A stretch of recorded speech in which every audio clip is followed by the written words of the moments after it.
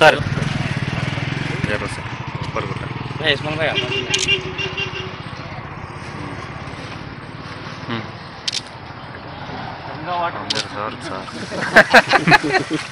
అంతే సార్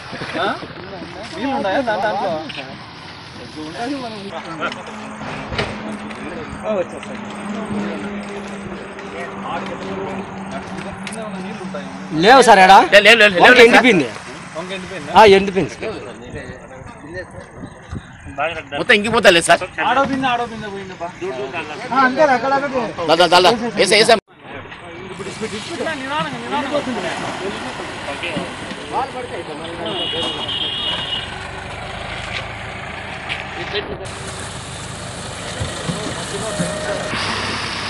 షాకీర్ బాజీగా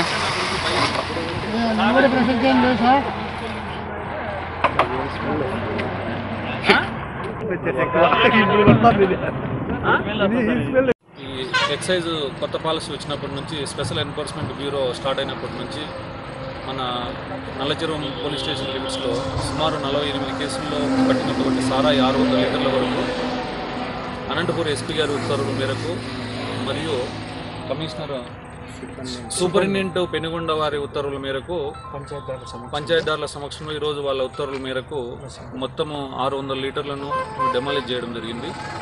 పూర్తిగా ఇదంతా కూడా ఈ మధ్యకాలంలో ఎక్కువగా బాలేపల్లి తాండా ఈ సరౌండింగ్స్ ఏరియాల్లో పట్టుకున్నటువంటి సారా పూర్తిగా అది ఆర్డర్స్ తీసుకొని ప్రభుత్వ ఉత్తర్వుల మేరకు పూర్తిగా డిస్ట్రాయ్ చేయడం జరిగింది. మేము ప్రజలకు విజ్ఞప్తి చేసేది ఏమంటే దయచేసి అమెండ్మెంట్ యాక్ట్ వచ్చింది. ఇంతకుముందు వేరు బెయిలబుల్ ఆఫెన్స్ అనేది ఇప్పుడు 8 years ఉన్నది. కాబట్టి ఎవరే కానీ పల్లెల్లో తెలుసో తెలియకో సారాయి కానీ లేకుంటే కర్ణాటక లిక్కర్స్ కానీ తీసుకుంటే ఖచ్చితంగా పనిష్మెంట్ అనేది ఉంటుంది. మినిమం 20 days అన్న లోపల ఉండాల్సి వస్తుంది. కాబట్టి దయచేసి ఎవరు కూడా ఇలాంటి ఇల్లీగల్ ఐడియా యాక్ట్ కానీ లేకపోతే కర్ణాటక నుంచి సారాయి టెట్రా ప్యాకెట్స్ కానీ తీసుకురావద్దని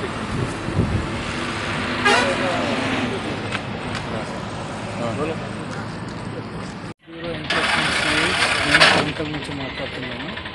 మాకు జిల్లా ఎస్పీ గారి ఆదేశాల మేరకు మరియు prohibition excise superintendent sub Penukonda వారి ఆదేశాల మేరకు ఈ మధ్యకాలంలో నేరములో పట్టబడిన మా నాటు సారాయిని నశింపచేసేటట్టు మాకు ఉత్తర్వులు జారీ అయ్యాయి.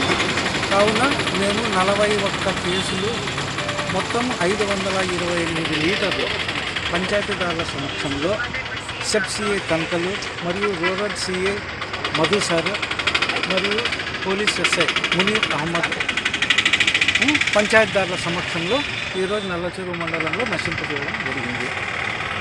కాబట్టి నాటు సారా గురించి ఇంకా సార్ ఆల్రెడీ చెప్పారు. అది ఏమన్నా ఉన్నా కూడా కొద్దిగా మానుకుంటే ఆల్మోస్ట్ ఆల్ తగ్గింది. బాగా తిరుగుతున్నాము, చేస్తున్నాము, కేసులు కూడా పట్టుబడుతున్నాము. ఈ మధ్యకాలంలో బాగా తగ్గింది. కాబట్టి ఇంకా తగ్గాలని తిరుగుతున్నాము, చేస్తాం. రమేష్ నాయక్ యువ సైన్యం నాయకులు నగేష్ వెంకటేశ్ సహకారంతో కదిరి పట్టణంలో రాత్రిపూట రోడ్డు ప్రక్కన చలికి వణుకుతున్న నిరుపేద వృద్ధులకి రమేష్ నాయక్ యువసేన ఆధ్వర్యంలో దుప్పట్లు పంచి మానవత్వాన్ని చాటుకున్నారు. ఇక ముందు కూడా ఇటువంటి సమాజ సేవ కార్యక్రమాలు మరెన్నో రమేష్ నాయక్ యువసేన ఆధ్వర్యంలో చేస్తామని అక్బర్ అలీ తెలిపారు. ఈ కార్యక్రమంలో రమేష్ నాయక్ యువసేన సెక్రటరీ చిన్న, అక్బర్ అలీ, రషీద్, నాగరాజ్, షాన్వాజ్, సురేంద్ర, పద్మభూషణ్, బాలాజీ తదితరులు పాల్గొన్నారు.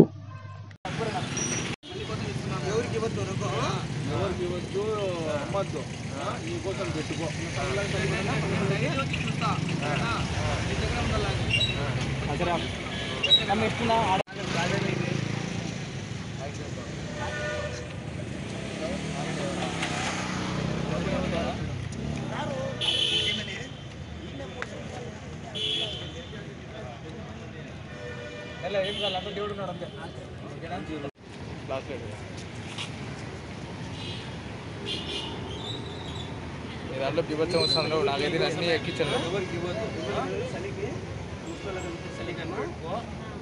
రమేష్ నాయక్ యువసేన అని చెప్పి రమేష్ అన్న వచ్చి అన్ని పనిచేస్తున్నాడు. ఆయన కోసం ప్రార్థన చేయండి.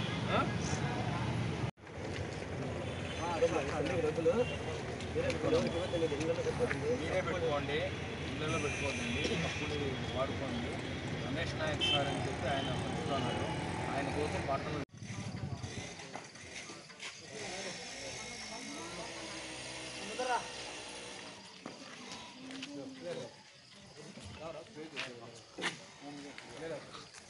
ఆడ ఫస్ట్ అయిపోయింది.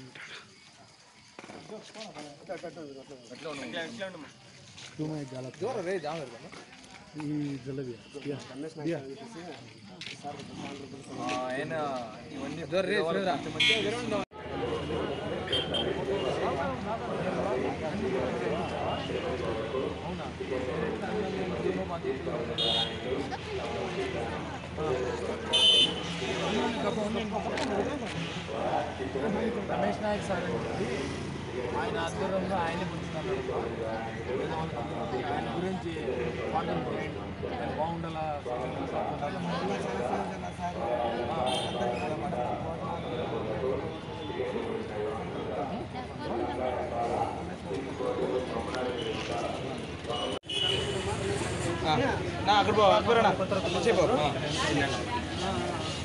నల్లమాడ ప్రాంతంలో ఒక నిరుపేద రైతు కుటుంబంలో జన్మించినటువంటి మన రమేష్ నాయక్ గారు అంచెలంచెలుగా కష్టపడుకుంటూ one of the best business మ్యాగ్నెట్గా ఆయన ఎదగడం జరిగింది.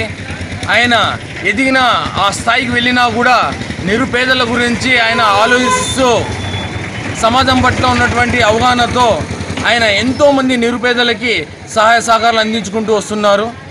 నల్లమాడ ప్రాంతంలో ఒక పల్లెని దత్తత తీసుకొని అక్కడ ఉన్నటువంటి రైతులకు కావచ్చు, యువతకు కావచ్చు మంచి మార్గాన పెడుతూ వాళ్ళకు మంచి బంగారు భవిష్యత్తుని ఇస్తున్నారు రమేష్ నాయక్ గారు.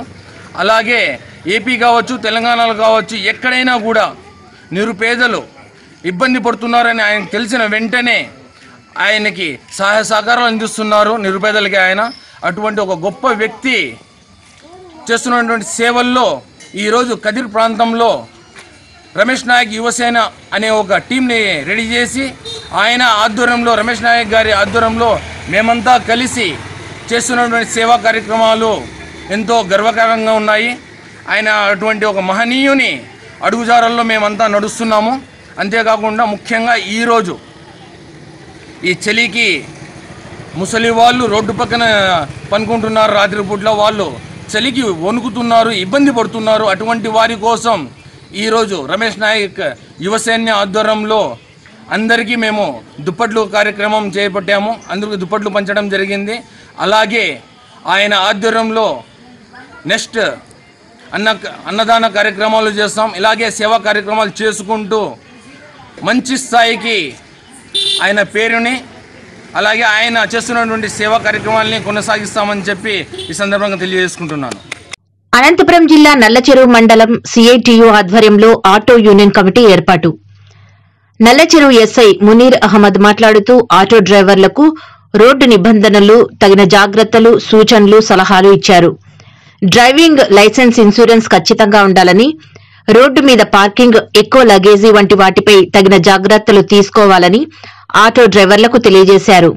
సిఐటియు నాయకులు మాట్లాడుతూ ట్రాన్స్పోర్ట్ వాహనాలకు ఎక్కువ జరిమానాలు, బిల్లులను అమలు చేయడం అన్యాయపు చర్య అని వారు డిమాండ్ చేశారు. ఈ కార్యక్రమంలో సిఐటియు నాయకులు హైదర్ వలి, సాంబశివ, బాబ్జాన్, శ్రీరాములు, రామకృష్ణ, ఆటో డ్రైవర్లు పాల్గొన్నారు.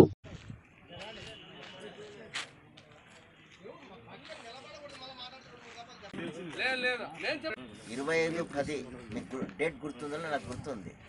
అప్పట్లో ఉత్తర దక్షిణ బాగా ఈ 10వ తారీఖు స్టార్ట్ అవుతుంది. ఇప్పుడు వచ్చే నెలలో 5-6 వన్లు పెట్టుకోవద్దు. మీకు నెంబర్ల ప్రకారం వస్తారు కాబట్టి ఒక ఆటో పెట్టుకోండి. అది లోడ్ అయిపోయిన ఇంకో ఆటో తెచ్చుకో, అప్పుడు స్పేస్ ఉంటుంది. మీరు 5-6 ఆటోలు పెట్టుకుంటే ఆ హైవేలో మొత్తం బ్లాక్ అయిపోతాయి, యాక్సిడెంట్ జరుగుతాయి. అర్థమైందా? దయచేసి సహకరించండి. మళ్ళీ చెప్తున్నాను, మీ యూనియన్ లీడర్ ముందే చెప్తున్నా, నేను లాక్డౌన్లో జరిగిన విషయాలు కాక లాక్డౌన్ తర్వాత నుంచి నేను ఎవరిని మిమ్మల్ని కూడా చేసుకోవట్లేదు. అర్థమైంది కదా? మీరు నాకు సహకరిస్తే సహకరించండి, లేదంటే నేను ఓవర్లోడ్ పోవడం, ఓవర్ స్పీడ్ పోవడం, హైవేలో అడగడం పెడితే మాత్రం యాజ్ పర్ యాక్ట్ నేను కేసులు పెడతాను. భద్రత బిల్లు 2014లో మోడీ గారు అమలు చేస్తే ఒక సిఐటియుగా మనము ఆ రోజుల్లో ప్రతి ఒక్క స్టేట్ నుంచి తమిళనాడు, పుదుచ్చేరి, కర్ణాటక, ఆంధ్రప్రదేశ్, తెలంగాణ రాష్ట్రం నుంచి చాలామంది వచ్చి ఈ బిల్లు పాస్ అయితే కార్మికులు చాలా నష్టపోతారు, మోటార్ వెహికల్ అనేది నాశనం అవుతుందని ఆ రోజుల్లో కూడా మేము ఖండించినాం.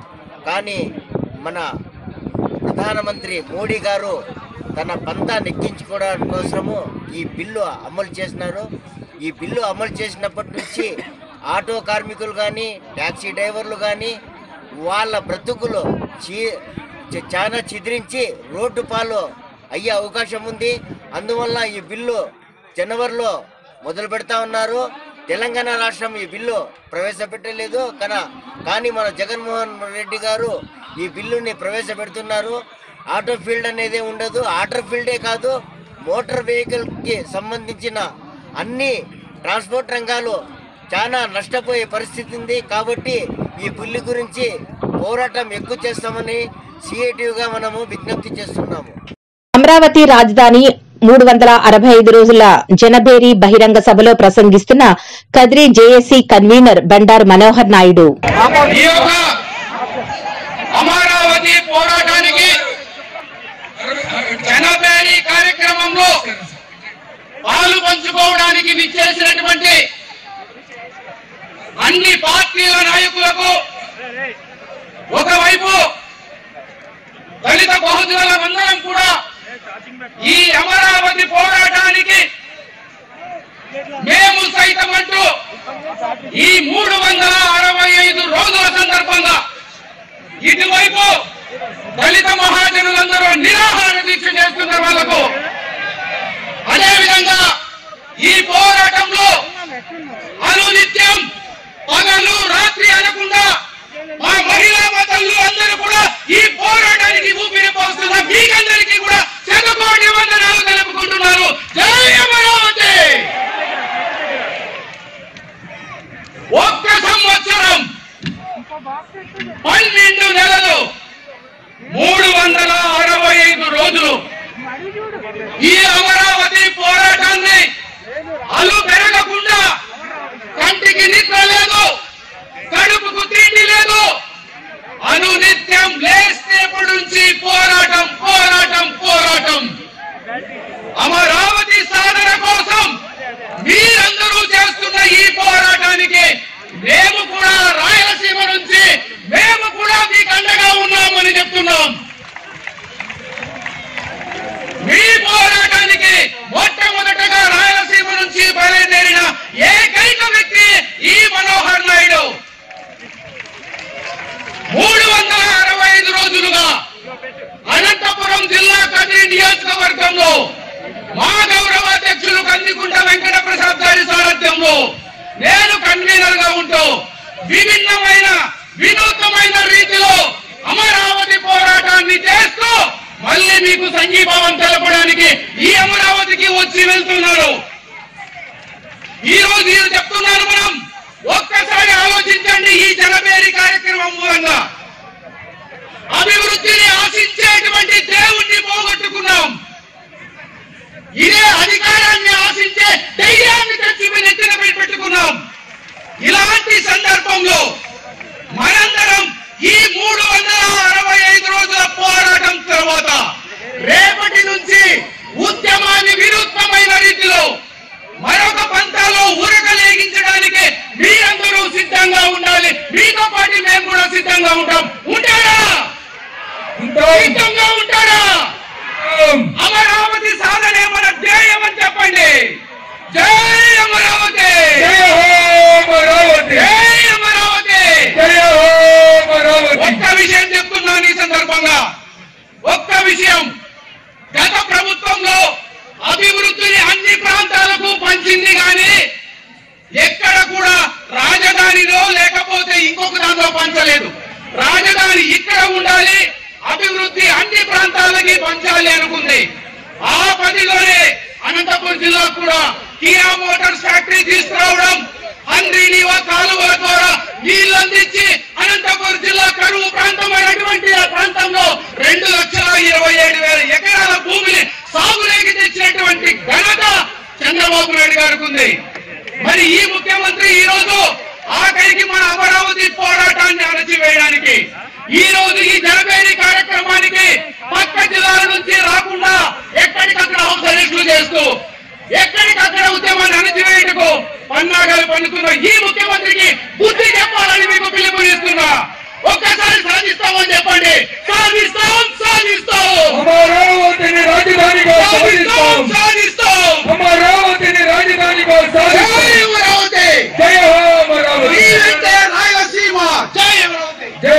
పదోన్నతి పొందిన అధికారులకు సన్మానం. కదిరి డివిజన్ పరిధిలోని వివిధ మండలాలలో పనిచేస్తున్న K Lakshminarayana, D Anjaneyulu, H శంకర్లకు హెచ్డబ్ల్యూగా ప్రమోషన్ పొందినందుకు కదిరి ప్రభుత్వ బీసీ బాలికల వసతి గృహం నందు సన్మాన సభ ఏర్పాటు చేశారు. ముఖ్య అతిథిగా ఏబీసీడబ్ల్యూ గంగాధర్, గ్రేడ్ 1 హెచ్డబ్ల్యూ సుబ్బరాయుడు, ఆంజనేయులు నాయక్, లీలావతి, అరుణమ్మ, జయరాం రెడ్డి, పెద్దన్న, మహబూబ్ బాషా, బీసీ సంఘాల నాయకులు, సంపంగి గోవర్ధన్ ముఖ్య అతిథులుగా పాల్గొన్నారు.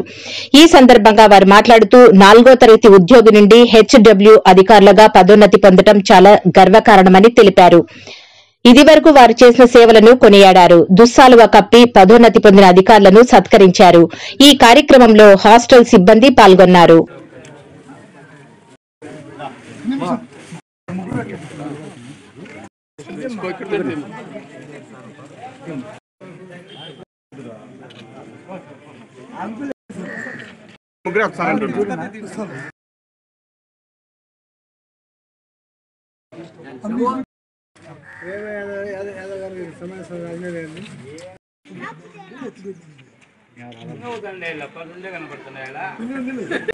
మరియు సీనియర్ వార్డెన్లైనటువంటి గ్రేడ్ 1 హెచ్డబ్ల్యూ గారు శ్రీ సుబ్బరాయుడు గారు, శ్రీ ఆంజనేయులు గారు, శ్రీ లీలావతి మేడం గారు మరియు మిగతా వార్డెన్లందరికీ నమస్కారం. తర్వాత సభకు హాజరైనటువంటి మా క్లాస్ 4 సిబ్బంది, క్లాస్ 4 హాస్టల్ సిబ్బంది మరియు ఇతర అతిథులందరికీ మా స్వాగతం.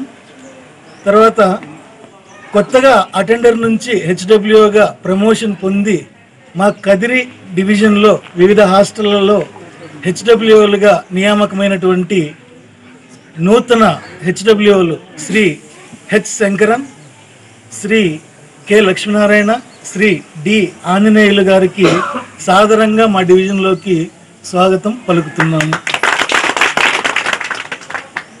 సో ఇక్కడ ముఖ్యంగా నేను చెప్పదలుచుకునే ఏంటంటే హెచ్డబ్ల్యూ నియామకాలు 3 రకాలుగా ఉంటాయి. ఒకటి డైరెక్ట్ నియామకమైన పద్ధతి, 2 ప్రమోషన్, 3 టీచర్స్ ఫ్రేటర్నిటీ నుంచి మా హెచ్డబ్ల్యూలుగా పదవుల్లోకి తీసుకోవడం.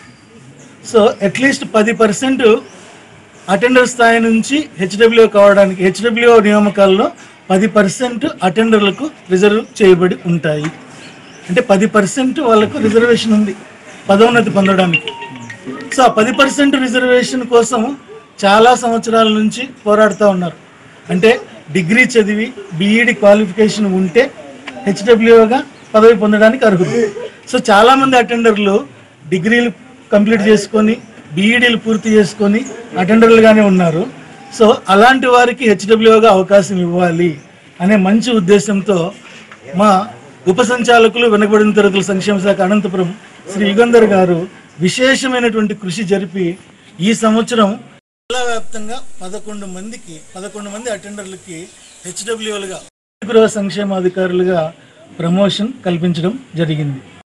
తరగతుల సంక్షేమాధికారి కదిరి డివిజన్లో 3 అపాయింట్ చేయడం జరిగింది. శ్రీ లక్ష్మీనారాయణ ప్రభుత్వ బీసీ బాలుర వసతి గృహం నల్లచెరువు, శ్రీ హెచ్ శంకరన్ ప్రభుత్వ బీసీ బాలుర వసతి గృహం మిట్టపల్లి, శ్రీ డి ఆంజనేయులు ప్రభుత్వ బీసీ బాలుర వసతి గృహం ఎన్పికుంట. సో వీళ్ళందరికీ మళ్ళీ మేము సాదరంగా ఆహ్వానిస్తున్నాము. సో ఇక్కడ నేను చెప్పేది ఏంటంటే వసతి గృహ సంక్షేమాధికారి విధులు ఎలా ఉంటాయంటే హెచ్డబ్ల్యూ అంటే ఒక టీచర్, ఒక పేరెంట్, ఒక గార్డియన్. అంటే ఇతను ఒక టీచర్ బాధ్యతలు నిర్వహించాలి, ఒక తల్లిదండ్రుల బాధ్యతలు నిర్వహించాలి, ఒక సంరక్షకుడిగా బాధ్యతలు నిర్వహించాలి. సో ప్రభుత్వం హాస్టల్స్ ఎందుకు ఏర్పాటు చేసింది అంటే ఇప్పుడు గ్రామీణ ప్రాంతాల్లో విద్యార్థులు వాళ్ళకు స్కూల్ దగ్గరలో అందుబాటులో లేకపోవచ్చు. సో కొద్దిగా దూర ప్రాంతంలో ఉండి చదువుకోవాల్సి వస్తుంది. సో వెనుకబడిన తరగతుల పిల్లలు అలా దూర ప్రాంతాల్లో చదివేటప్పుడు చదువు ఉంటుంది కానీ వసతి ఉండాలి కదా, అక్కడ ఎక్కడుంటారు? సో వాళ్ళ చదివే స్కూల్కి సమీపంలోనే వసతి గృహాలను ఏర్పాటు చేయడం జరిగింది. సో ఈ వసతి గృహాల్లో మనం ఏం చేస్తున్నామంటే పిల్లాడికి భోజనము, సరైన వసతి సౌకర్యాలు కల్పిస్తూ అతడు విద్యకు దూరం కాకుండా అతని చదువుకు తోడ్పాటు అందిస్తుంది ప్రభుత్వం. సో వసతి గృహాల ముఖ్య ఉద్దేశం ఏంటంటే విద్యాభివృద్ధి.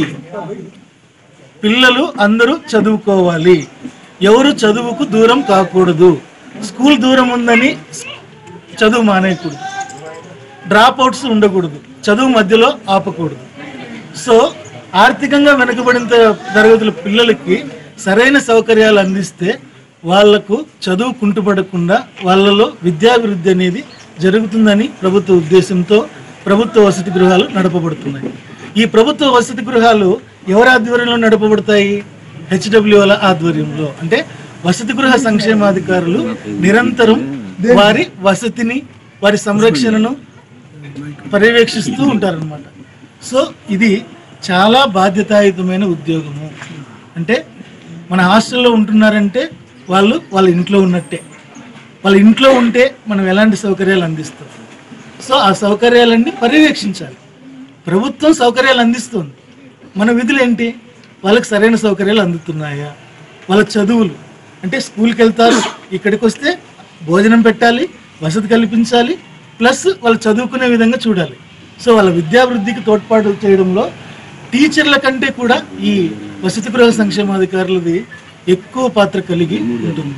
సో చాలా బాధ్యతాయుతమైన ఉద్యోగం కాబట్టి నిర్లక్ష్యం లేకుండా 24 గంటలు అందుబాటులో ఉంటూ పిల్లల సంక్షేమమే మన బాధ్యత అనే ఉద్దేశంతో బాగా పనిచేసి మంచి పేరు తెచ్చుకోవాలి. మరియు మనము సాధ్యమైనంత వరకు టౌన్లో ఉన్న హాస్టల్, గ్రామీణ ప్రాంతాల్లో ఉన్నా కూడా నిరంతరం ఈ పిల్లలే కాకుండా వీళ్ళు ఆ దగ్గరలో ఆ స్కూల్లోని ఉపాధ్యాయులతోనూ, పాత్రికేయులతోనూ, ప్రజలతోనూ, ప్రజానాయకులతోనూ అందరితోనూ మంచి సంబంధాలు కలిగి ఉండి సత్ప్రవర్తనతో మెలిగి తన బాధ్యతలు నిర్వహించాల్సి వస్తుంది. సో మీరు అటెండర్ స్థాయిలో మీరు హాస్టల్లో పనిచేసి ఉండొచ్చు, అప్పుడు మీరు ఒక వసతి గృహ సంక్షేమ కింద పనిచేసి ఉండొచ్చు, అప్పుడు హాస్టల్ నిర్వహణ అనేది మీకు బాగా తెలిసి ఉండొచ్చు. కానీ నిర్వహణ వేరు, అడ్మినిస్ట్రేషన్ వేరు. హాస్టల్ నిర్వహణ అంటే ఫర్ ఎగ్జాంపుల్ భోజనం చేసి పెడతాము, శుభ్రంగా హాస్టల్ని శుభ్రంగా ఉంచుతాము, చిన్న చిన్న పనులు చేసుకుంటూ చెప్పింది చేస్తాం. కానీ హెచ్డబ్ల్యూ అయిన తర్వాత హాస్టల్ నిర్వహణ వేరుగా ఉంటుంది. హాస్టల్ అడ్మినిస్ట్రేషన్ అంతా చూసుకోవాల్సి వస్తుంది. సో ఆఫీస్ వ్యవహారాలు చూసుకోవాల్సి వస్తుంది. హెచ్డబ్ల్యూకి 3 రాష్ట్రాలు ఉన్నాయి కాబట్టి నాకు నచ్చలేదు. ఎందుకంటే మా కింద స్థాయి ఎంప్లాయీస్ ఇస్తే మేలోని చక్కగా భయంగా చేస్తున్నారు, ఉద్యోగాలు చేస్తున్నారు అని చెప్పేసి ఇంత మునుపు ఐవాళ్ళకి ఇచ్చేవాళ్ళు, సంఘాలకు ఐవాళ్ళకి ఇచ్చేవాళ్ళు ఉద్యోగాలు టీచర్స్కు. అలా కాకుండా మా వ్యవస్థలో నుంచి వచ్చిన వాళ్ళకే ఇస్తే మాకు చాలా సంతోషం చెప్పేసి మా డీడీ గారికి మేము చెప్పాము. అందులో భాగంగానే ఈరోజు మన డీడీ గారు మా బీసీలో ఉండే స్టాఫ్కు 11 మెంబర్స్కి ఇచ్చారు, ప్రమోషన్ ఇచ్చారు. వారికి ప్రత్యేకమైన ధన్యవాదాలు తెలుపుతుంది. మా క్లాస్ నుంచి వచ్చారే వాళ్ళకి చెప్పినాము, సర్వీస్ చాలా కష్టమైన పోస్ట్, ఈ ఉద్యోగము చాలా భయంగా చేసుకోవాలా. మరి మన చుట్టూ పాత్రికేయులు అయితే ఉంటారు, చుట్టూ పబ్లిక్ ఉంటుంది, పేరెంట్స్ ఉంటారు. ప్రతి ఒక్కరి యొక్క కళ్ళు మన పక్కన మన మీదే ఉంటాయి. మన వృత్తి అలాంటి వృత్తి, మన పోస్ట్ అలాంటి వృత్తి మంది కాబట్టి భయంగా చక్కగా వారి యొక్క సర్వీస్ని ఎప్పటి నుంచే నావల్ వర్డ్స్ చక్కగా చేసుకోవాలని చెప్పేసి నేను ప్రత్యేకంగా వాళ్ళకి తెలియజేస్తున్నాను. మరి ముఖ్యమైన విషయం మా ఏపీ చక్కగా చెప్తారు వాళ్ళ గురించి. ఎందుకంటే సార్ కూడా మాకు సంతోషం చెప్పిన మన గోదావరి చెప్పారు, మన గోదావరి చెప్పారు. ఏం చెప్పారంటే మన ఏపీ సార్ గారు 3 రాష్ట్రాలు మూసేసింటే మనకు ప్రత్యేక చొరవ తీసుకొని ఆ 3 రాష్ట్రాలను తక్షణమే దాన్ని తీర్చాలని వైఎస్ఆర్ మన కొత్త ప్రభుత్వం వస్తే తక్షణమే సార్ స్పందించి ఇప్పటికీ కూడా అవి ఇంకా లాగిన కాలే, మళ్ళీ విజయవాడ పోవాలి సార్ పోతున్నాడు. ఎందుకంటే ఆ ఆశ మూడు తెలిస్తే చాలామందికి ఉపాధి ఉంటుంది కదా, మన సిబ్బందికి అయితేనేమి, మన పేద పిల్లలకి అయితేనేమి చాలామందికి అవకాశం ఉందని చెప్పేసి సార్ చొరవ తీసుకొని స్వచ్ఛంగా చొరవ తీసుకొని సార్ డబ్బుగా మా సార్ చేసుకుంటున్నాము ఎటో పోతున్నాడు, గవర్నమెంట్ డబ్బే లేదు. కాబట్టి ఈ ప్రత్యేకంగా ఈ చొరవ తీసుకున్న సార్ గారికి ప్రత్యేక అభినందనలు. మరియు కొత్తగా నూతనంగా ప్రమోషన్ వచ్చిన మా హెచ్ఎండీస్ అందరికీ వాళ్ళు కూడా ప్రత్యేకంగా ధన్యవాదాలు సర్వీస్ బాగా చేసుకొని చెప్తున్నాను. పిల్లల సంక్షేమం కోసం అహర్నిశలు పాటుపడుతున్నారు. మరి వారు గుర్తించిన సేవలకు గాను మరి రాష్ట్ర ప్రభుత్వం వివిధ స్థాయిలో వాళ్ళకి ప్రమోషన్లు ఇస్తూ మరి పై స్థాయిని తీసుకెళ్లడానికి ప్రోత్సహించే భాగంగా వాళ్ళ పోరాటాల ఫలితంగా సుమారుగా 20-30 సంవత్సరాల నుంచి డిగ్రీ కంప్లీట్ చేసుకొని వాళ్ళు ఒక డిగ్రీ గ్రాడ్యుయేట్ స్థాయిలో ఉన్నటువంటి సీనియర్ అటెండర్స్ని మరి ఇప్పుడు రిక్రూట్ చేసుకోవడానికి వార్డెన్ స్థాయిలోకి తీసుకురావడం జరిగింది అనమాట. సుమారుగా మన జిల్లాలో దగ్గర 8 మంది 9 మంది వరకు మరి వార్డెన్ స్థాయిలో ప్రమోషన్ తీసుకురావడం జరిగింది. మరి వాళ్ళని ప్రమోషన్ తీసుకురావడంలో భాగంగా అత్యధికంగా కృషి చేసినటువంటి మన కదిరి డివిజన్లో కూడా సుమారుగా 3-4కి ప్రమోషన్ రావడం జరిగింది. మరి జిల్లా వ్యాప్తంగా దగ్గర 8-9 మందికి 11 మందికి ప్రమోషన్ రావడం జరిగింది. మరి రాష్ట్రంలో నాకు తెలిసి మొట్టమొదటి జిల్లా మన అనంతపూర్ జిల్లా. మరి ఎక్కువ మంది టైం స్కేల్, ఇంతకుముందు టైం స్కేల్ ఉద్యోగస్తులు దగ్గర 100 మంది టైం స్కేల్ ఉద్యోగస్తులను కూడా టైం స్కేల్ చేయడం జరిగింది ముందు డైలీ వేజెస్ వాళ్ళందరికీ కూడా. మరి తర్వాత ఇప్పుడు సుమారుగా 11 మందికి మరి వార్డెన్ స్థాయి అవకాశం కల్పించడం జరిగింది. మరి ముఖ్యంగా ఈ యొక్క వీళ్ళ యొక్క ఎన్నికకి అశేషంగా కృషి చేసినటువంటికి మరి వీళ్ళ సంఘాల నుంచి ఎన్నో ప్రెజర్స్ని వాళ్ళ దృష్టిలో పెట్టుకొని మరి అధికారుల దృష్టిలో పెట్టుకొని కలెక్టర్ గారు మరి డీడీ గారి కృషి ఎంతో ఉంది. మరి రాష్ట్ర స్థాయిలో వాళ్ళు పై అధికారుల దృష్టికి తీసుకెళ్లి ఇక్కడ 11 మందికి ప్రమోషన్ తెప్పించినందుకు మరి డీడీ గారికి కలెక్టర్ గారికి అందరికీ ప్రత్యేకంగా ధన్యవాదాలు తెలియజేసుకోవాల్సిన అవసరం ఉంది. లక్ష్మీనారాయణకి congratulations. First hostel welfare job అంటేనే కొంచెం ఒడిదుడుకులు సమస్యలు ఉంటాయి. అటువంటి సమస్యలు ఏమి లేకుండా మీ సర్వీస్ అంతా సాఫీగా సాగిపోవాలని, వార్డెన్లుగా కూడా మీరు మంచి పేరు తెచ్చుకోవాలని మనస్ఫూర్తిగా కోరుకుంటున్నాను. ఈ అవకాశం ఇచ్చినటువంటి పెద్దలకు నా నమస్కారం. కదిరి న్యూస్ ప్రతిరోజు రాత్రి 8:30 తిరిగి ఉదయం 8:30 మీ కదిరి డిజిటల్ కేబుల్లో.